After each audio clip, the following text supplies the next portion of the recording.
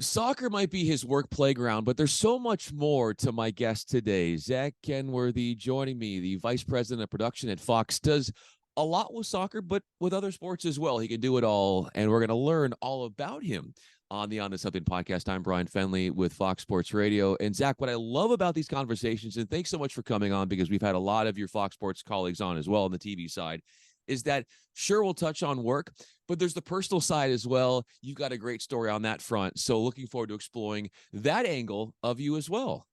Yeah, well, thanks for having me, Brian. I'm super excited to be here. I've seen some of the others that you've done with my colleagues, and yeah, this is going to be a really good time. And it's a great time to be at Fox Sports. It's a great time to be working in soccer, and yeah, I'm excited to let you and the viewers know a little bit about myself as well. So the great times that are happening and have happened and will happen at Fox when it comes to soccer, what are you holding on to as far as what's making that? Yeah, it's an interesting time at Fox Sports. We've really planted the flag, I think, on the international front. You know, when I first joined Fox Sports to do soccer back in 2012, we had it all, right? We ran the gamut from the Premier League to the Champions League to we had many of the European leagues as well. And over time, we've kind of shifted to the international scene. And what we like to say at Fox is that we have the biggest and best international events when it comes to the sport, whether it's the World Cup. We start our Euros coverage next summer, which is really another crown jewel of our portfolio. And then in addition to that, we have the South American Championships with CONMEBOL, and Copa Americas. And then here in this part of the world, we have the Gold Cups as well, when you get to see the US and Mexico face off, and Canada as well. So we really feel like we're the home of the international game when it comes to coverage of the sport in the United States. And that's kind of what we hang our hat on. And we're really proud to have that portfolio. Has this game of soccer really become such a deep part of your fabric in who you are? Yeah, I think it goes back to when I was a kid, right? I think one of the earliest memories I have, and full disclosure, I'm not American. I was born in the Caribbean. My folks were British, but soccer, because of that background, was super important. And one of my earliest memories, Brian, was watching the 1990 World Cup with my dad. It was my first exposure to that. I was 8 years old.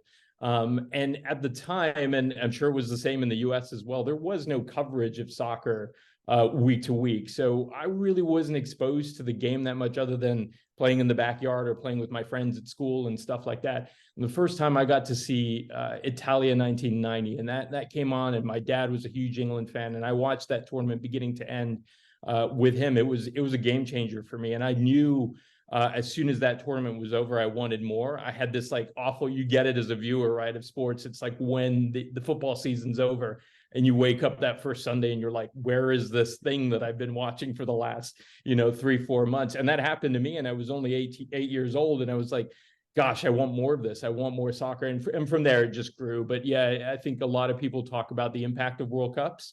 And for me, it was no different. The impact of soccer, the impact of World Cups at that young age. How about the impact of your father at that age, that formative age that you were? Here you are watching these beautiful games play out in front of one another, and you're sitting there having conversations about it. How are you able to bond over the sport and then bond beyond that as well at that young Yeah, age? Yeah, it's the storytelling, right? And my dad would tell me stories in 1990 of when he was a kid and when he watched England play, and Sir Tom Finney. And he grew up in Preston, and which is a north kind of hard-nosed working town in England. And he was very fortunate at the time to be able to go watch Preston North End, his beloved club. And then he went to school in Liverpool to be an architect, and got to go stand on the Kop as a young man in university and watch Liverpool play. And that's how I became a Liverpool fan. So it's that storytelling, right? And that's how we bonded very early over the sport. And those are just the stories and the moments that stick with you, and what, I hope to pass on to my kids as well, which is kind of cool. What have you, even to this stage, and you've got kids growing and working, and you are a father, how much of what you have done as a child and listening to your father and the storytelling that you mentioned has you seen play out in you being a dad yourself? Yeah, Plenty. I think we're cut from the same cloth, me and my dad. And I think for him, he was a very humble guy, but loved to tell stories. And for me, as a young kid, he seemed like this larger than life character because of that. And I like to do that with my kids as well, because they're born and raised in LA now. They're American. I'm married to an American, but there's this part of dad that they understand and know is kind of different. And you're not from the US, and you have these great stories to tell when you were a kid and the experiences you had and things like that. So I try to do that as well. And it's all about engagement with them. At that age, they're 9 and 7 now. They just want time with their parents, and that's what it comes down to. So it's cool to be able to do that and share my love of the game for soccer, take them to games, coach them along with my wife as well when they play. And that's pretty neat. What kind of the quality time that you have with your kids, a lot of it is revolved around soccer, as it was with you and your father growing up. When you talk about being a coach in soccer, what am I going to see from Zac that I'm not going to see when he's working in production at Fox doing something soccer related, or any other ties you have to the sport that we're not going to see, but we will see when you're on the soccer field and you're coaching your kids? Yeah. I like to think of myself as a pretty, when I'm making decisions in the workplace, I'm pretty analytical. I don't let emotion get in the way. That's out the window when I'm trying. And it's not like I'm one of those terrible parents who are yelling at the ref and stuff like that. But it's tough, man. When they're out there, you're enjoying it, but you also want them to do well. You see when the game frustrates them.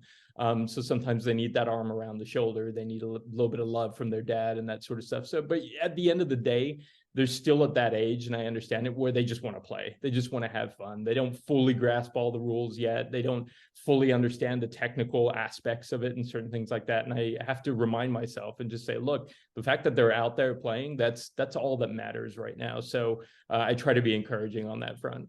When they're out there playing and they see you coaching, what do you think they're gaining from you, as far as how much of what they're doing is connected to maybe the validation they want to get from you Yeah. as a dad, as somebody that realizes, hey, dad does soccer, he works in that industry, he works in the broadcast front, and I'm out there as one of his children to try and make him proud? Yeah, I think with any kid, it's that way with their folks. And one of the big reasons why, Bryan, this past year, we've encouraged both our daughters to get involved in some other things as well, because I didn't want it to all be about soccer, and they're so young that they've now branched off to do some ballet. Our youngest is into ballet right now, and our others is into gymnastics. So while they still play soccer, they have that as well, because I didn't want it to all be about, oh, dad loves soccer and he works it in every day, and he knows Alexi Lawless and Stu Holden, and he does World Cups, and I got to impress him and show him that I can do it as well. So we've been cognizant of that, and you just try to encourage them in all the areas that they feel they can be strong in. Zac Kenworthy is with me. I'm Bryan Fenley. So yeah, you feel that need to. Part of it is they are impressed by you, whether it's wanted or not. It's who you are. It's what you do, whether it's work, whether it's being a father. But to what extent, Zac, have you, as you look at the timeline of your life, have you impressed yourself over what you've done? Yeah, that's a tricky way of putting it. I don't know about impressing myself, but there are times when I sit back and it's not like I was in want of anything when I was growing up, but when you do grow up on a small island in the Caribbean and there's one high school, you don't ever allow yourself to think of the possibilities. And I think, probably at the 2018 World Cup, when I got to do my first men's World Cup and I was in Moscow for 6 weeks, it was a pinch me moment for me, for sure, where you're like, can I actually fathom that I'm here on the other side of the world getting to produce a World Cup for the US audience? And that was a really cool moment for me. And that was probably one of those rare moments that I allowed myself to do that a little bit, Bryan, and just say, yeah, you've put in a lot of hard work, and you're here, and you can do it, and you can trust and believe in yourself and believe in the team around you. But that was one of those really cool moments, because as a young kid growing up in the Caribbean, I didn't even know the States was in my future. I wasn't sure I was going to come to college here. I wasn't sure there were going to be opportunities for me. So it was a pretty cool moment because of that. It's so interesting because people talk about when they come from a small community or like you, a small island where there's not a whole lot of civilization, that their dreams of what they can be are sort of limited to what they see in front of them. But for you to have the openness to say, okay, maybe at that age you didn't see what eventually you would become. Obviously, maybe you thought you did as well, but this idea of starting in such a small, humble upbringing and then allowing yourself to then explore everything that life has to offer and not limit yourself mentally, how do you get to that? Because so many people are maybe, oh, this is how it's been. I like living here. It's simple, it's easy, but there was so much more, obviously, that you had in store for you. Yeah, I don't think even though I couldn't foresee myself having a role that I do now or potentially working where I do, I was always encouraged by my parents to think big, and I think them at a young age in the 1960s, leaving their family in the UK to go around and being an architect for the British government and build buildings in the Caribbean. And people always ask me, what did you do as a kid? Like, you grew up, people say you grew up in paradise. What did you do at summer vacation? And my dad's biggest thing was like, let's get on a plane. He'd get stir crazy, right? Let's go to the US. I'm going to rent a car. I'm going to rent a big American car, and we're going to drive around for a month. We're just going to see the state. So I had this like innate thing that was in me to be an explorer. I don't know if that makes sense, but I always felt like my parents were explorers. They would always strike out. They would always, carve their own path. And I knew that that was realistic for me. Even though growing up in the Caribbean, I was like, I know there's more out there. I don't know where it's going to lead me, but I think if you put your head down and you work hard and you're humble and you're a good person, you never know where it may take you. You never knew, maybe, or maybe you did, where those long car rides would take you when your dad was renting a big American vehicle and circumnavigating the United States. Long car rides within your family. What are the kind of conversations, if I was eavesdropping, that I would pick up during them? Oh, anything from food, anything to culture, anything to, my dad had this obsession with the American West as well. Like, I think in a different time, he would have been one of those 49ers and pioneers who struck out and left the East Coast of the United States. So, he was obsessed with Western United States and that culture. So it's kind of ironic that I live now in Los Angeles and made the move west 10 years ago from Washington, D.C. But yeah, I think anything like that, anything exploration, anything to get the mind going. My mom was a teacher as well, so she was very cerebral, very well read. So I was very lucky to be exposed to these sort of conversations at a young age. And my dad had a great sense of humor as well. So it was never without a little bit of a carrot at the end of the stick, because you knew you were going to have a good time.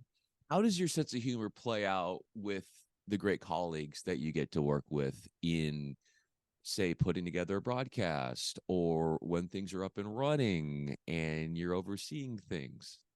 Yeah, I think humor is a wonderful tool, Brian. I'm a big believer in that. I think working on these major international tournaments the last few years have shown me that, and it's a huge privilege that we have. Don't get me wrong, but when you are in country for 6 weeks, and then sometimes there's a huge team back here in LA. I think about this last Women's World Cup where the timing was just brutal, and you have a huge team of hundreds doing overnights here in LA to make sure the production is running. And I think in those moments, being a leader and being able to use humor just brings some levity to the whole situation, and it doesn't feel like a grind. So that's really where I try to interject humor. It's one of the tools that I like to use quite a bit. I'm not the funniest guy in the room by any stretch of the imagination, but I think people appreciate it when you can make light of situations, and maybe some gallows humor sometimes when it's really you're really grinding it out. But I think it goes a long way in terms of keeping morale up, keeping people coming back for more. How funny do your kids think you are? They think my dad humor's hilarious. My wife doesn't appreciate it that much. Zac Kenworthy is with me. I'm Bryan Fenley. As far as we mentioned this, I think we talked about the leaps of faith in life and you looking big picture when growing up.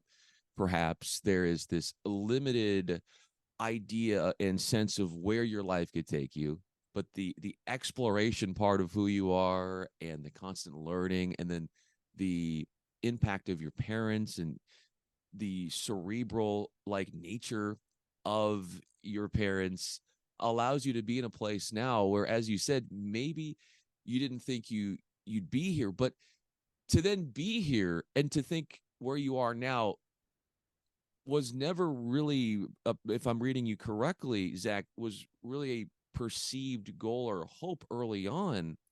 What can people see and learn about that in the sense of like, hey, sometimes what you want, what you think is possible, is limited. All you have to do is just look outside of that, and something really amazing could come of it that you don't even expect or that you don't even envision. Yeah, it's, I think not being afraid to take risks and not being afraid to fail is a huge part of that. It's also part of the ethos here at Fox Sports, and that starts from the very top, where we're challenged to be risk takers. And when you talk about leaps of faith, one that really jumps out to me, and even coming to the States and coming to school here, that's all, it's new to you, you're young, you're 18 years old, all that sort of thing. But out of school, I was fortunate to work in political news television in Washington, D.C., where I also met my wife. My wife was a White House producer. I was a line producer for a nightly news show. And one of the big leaps of faith was around 2011, 2012, when Fox got the World Cup rights. And I knew I was good at television, or somewhat good. I knew I understood, how to put television together, how to do a nightly newscast, all of that. But I wasn't completely fulfilled, and I hadn't thought about soccer. I was an avid consumer of it, and I loved it. But Fox at the time, securing the rights to the World Cup, they also had the Premier League at the time, all this other stuff.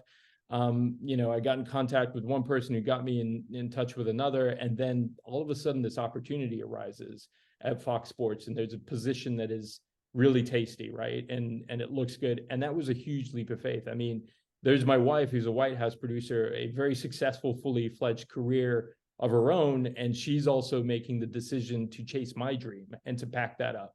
And for us to both say, politics, we're kind of done with it. I did the last two elections of President Obama, and those were amazing experiences to work on. But at the end of the day, I wasn't American. It wasn't my first language. Working in politics, I always had to study a bit harder than everyone else. It always felt like I was a bit behind. Whereas I knew if I could get into soccer, that's going to be something I'm super passionate about and I love. So, when you talk about leaps of faith and just taking a risk, you just never know where it's going to lead you. And sometimes I'm a big believer in hard work. And then sometimes opportunities and doors will open that if you didn't, put in the work, wouldn't be there. And then, the decision is yours. Do you go for it, or do you kind of say, no, this isn't the right moment for me?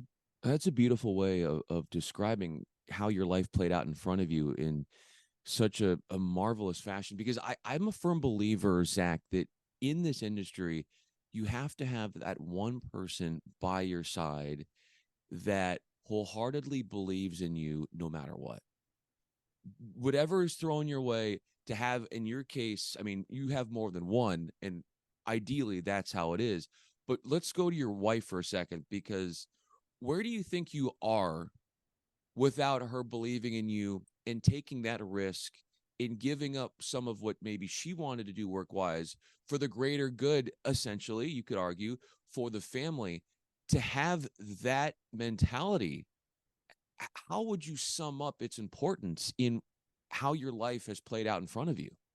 Yeah, it was a huge sacrifice she made. It's tough for me to say where it would be, but I know where I wouldn't be. And I know I wouldn't be as fulfilled as I am now. I know I wouldn't be enjoying the work that I do. I know I wouldn't be the leader that I am now. It's not to say I'm some terrific leader or anything like that, but just the opportunities it's given me, and that it's allowed me to continue to grow and have these moments. We talk about it a lot because there was a lot of decision making that had to go on. It was a huge move. We weren't sure it was the right thing at the time. And honestly, Bryan, even the first year that I made the move out of here, I didn't realize at the time what a transition doing political television would be to doing sports television. It was very foreign to me when I got here, and I didn't foresee that, and neither did my wife.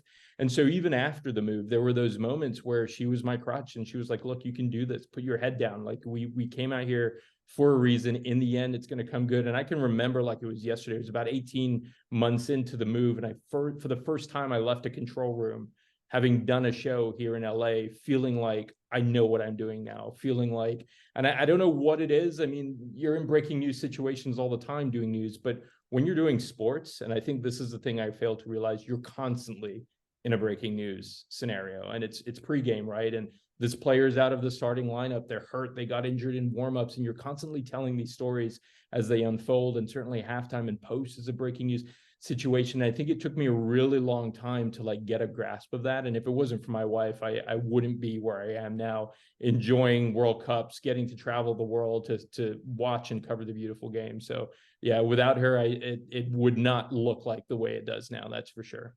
If that isn't love incarnate, I don't know what is. What a beautiful thing to highlight here in this conversation. Zac Kenworthy is with me, of course, Vice President Production at Fox Sports. And as your responsibilities and your role at Fox have increased in predominantly looking at the beautiful game, how have you seen that maybe your watching habits of the sport or the way in which you consume the broadcast differently have progressed, have altered or been truncated over the years that you've been there at Fox and over the years that you've watched soccer in itself? Yeah, we call ourselves, I guess, there's certainly a group of us who are obsessed with the game, and it runs from analysts like Stu Holden to Alexi Lawless to like my co-producer like Johnny Araya and Joel Santos, and we're nerds. At the end of it, we're TV nerds. And the way I watch a game of soccer now is completely different. I think I still allow myself to enjoy the game, and certainly when my team Liverpool's playing, all bets are off. I'm completely locked in. But 9 times out of 10, I'm watching a broadcast now and I'm questioning or really thinking about the way the game is being covered as opposed to what is actually happening on the field, and thinking, gosh, was that the right camera cut? Was that the right thing there? I love how they told that story there. That was the perfect amount of time. And then, they took the shot of the coach at the right time and things like that. So it really does change once you're in television and the way you consume the game. But I would say that's probably the biggest thing. And then we look inward at the own way, the way we do things at Fox, right? And you start to question and dig into those things and say, maybe we should be doing it different. Maybe we should be doing more of that in our broadcast. So it's certainly come from a very analytical TV angle now, the way I consume the game. You mentioned this with your response just a second ago, but weaving in stories during a broadcast while at the same time marrying up your words to what is actually happening in real time on the pitch. What is your outlook on finding that sweet harmony between storytelling and then not losing sight of what is happening on the pitch as it's playing out? It's such a fine balance, and it's so subjective as well, as we've learned in television. But I think, we have a very big tent philosophy at Fox Sports, and I think that comes hand in hand with the fact that we have these major international tournaments.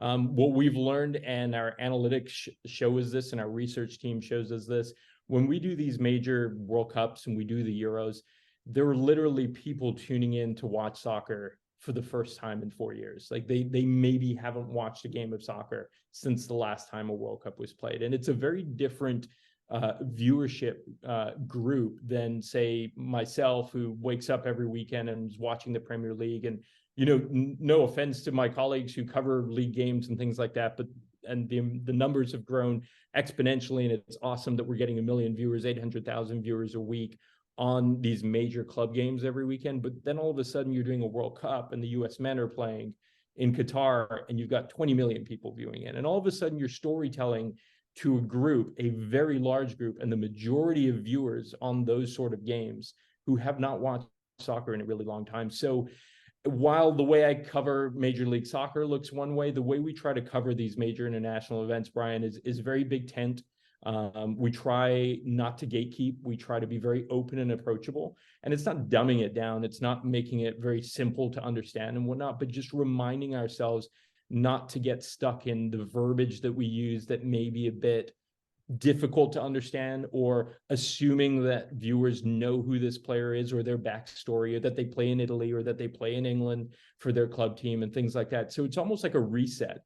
And when we bring other analysts in and people who work on our shows, we do a really good job, I think, every time, just reminding them of that all of a sudden the viewership grows so much more. And there's this huge chunk that are watching these major international soccer events who haven't tuned in 4 years. And it's a good reminder. We don't want to gatekeep. we want to make sure it makes sense to the viewer at home, who's the casual viewer, shall I say. That's such a fine line, and getting that balance, which you all have done so wonderfully.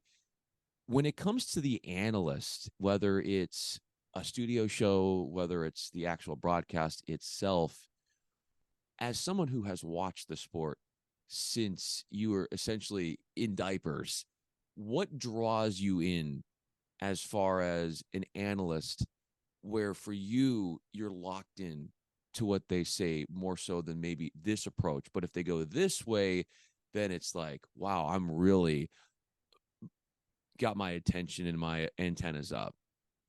Yeah, I think it's the why and not the what. When, I think it's very easy for analysts to talk about what we're seeing. And our eyes don't betray, as I always say, don't tell me what I'm seeing. I can see it for myself. And if you know anything about sports or anything about the way the body moves or athleticism or anything like that, it's going to be pretty plain to see. So tell me why it's happening. And I think that's the biggest thing we try to instill with our analysts at Fox, and just, remind them that, look, the viewer at home didn't play the game, you did. So tell us why this is happening and not what is happening. That's a great perspective. And obviously you've worked with and are working with so many of the game's greatest analysts. Zac Kenworthy is with me. I'm Bryan Fenley. So with everything that you're doing, where do you feel like there's the most growth still with you? Oh, I constantly feel like I'm growing. I feel like I can be at times my own worst critic. And I think that's important, but it's also, we've talked about it before. It's important to have people around you, like my wife, who also say, look, don't be too tough on yourselves. But I think leadership continues to change in this day and age. And I think being, in charge of a group of people continues to evolve. And it's just important to stay up to speed on that, and as the younger generation comes through, what they're going through looks very different and feels very different than what I did when I was coming through as a young PA 20 years ago, 25 years ago, that sort of thing. So just being very cognizant of that and people's experiences. And then I think on the personal side, I think we're always looking for ways to push the envelope and be a little more creative and think outside the box. So I try to consume a lot of media, not just in sports, but whether it's movies, or having a look at the way video games are presenting their graphics, and how can we make it different and more interesting to the younger audience. And I think there's a lot to go in the way the game of soccer generally is covered. Graphically, I think sometimes there needs to be another step taken. So I'm constantly challenging myself in those areas and trying to think of new ways to do stuff. Haven't cracked the code yet, haven't figured it out. So if you have any ideas, Bryan, let me know. But yeah, I think just in those areas, just trying to be a little more creative and thinking new about new ways to present the game itself. There's always going to be that perfectionistic mindset to those who work in this industry. So when you talk about cracking the code, you might have, but there's a part of you, and I'm just saying that because I kind of feel that even from my vantage point of the industry, that's always going to feel like, oh, do I really know it? Do I not? There's always going to be that constant, undying search for that next step. And as we sort of wrap up this conversation, Zac, also curious, you said video games is one way, and you see the graphics and how it's presented. How much time do you take a look at the competition and say, oh, this is how they do it, and then this is how we do it, and sort of, you know, gleaning information from that as far as what you guys at Fox want to do? Yeah, quite a lot. And again, it comes down to that balance you talk about, and finding what is the right thing for your audience. And we know our audience, but there's plenty that I watch, and I consume CBS's Champions League coverage and NBC's Premier League coverage, and the way things are done at ESPN on La Liga and ESPN, and certainly been watching a lot of what Apple's done this year on MLS. And it's important, I think, in this country, especially with the way the game is growing now, and we're seeing the numbers. We're seeing it cracking that fourth sport tier and things like that. It's really important to be aware of what's going on. So plenty of that. We bring a lot of stuff to the table.